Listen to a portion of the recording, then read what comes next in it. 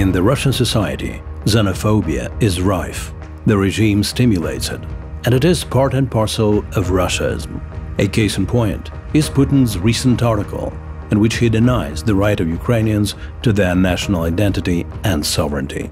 In this article, Putin repeats the old imperial concept of the triune Russian nation, presumably including Russians, Ukrainians, and Belarusians.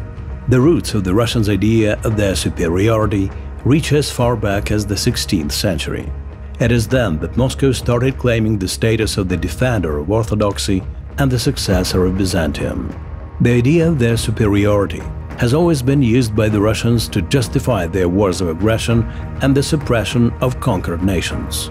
On the occupied territories, the Russians conducted total assimilation of the enslaved peoples.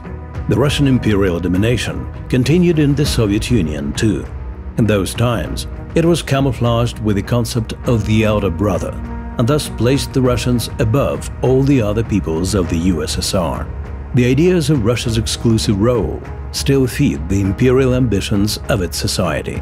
The Russians continue to discriminate against people of other nationalities. Activists of national movements are persecuted, and protests against assimilation and deliberate elimination of indigenous languages brutally suppressed. Everyday xenophobia in Russia's society is widespread and pronounced. The Russians commonly use derogative names for other nations. Such sentiments are being stoked by movies and comedy shows, while Russian bookstores are full of xenophobic literature.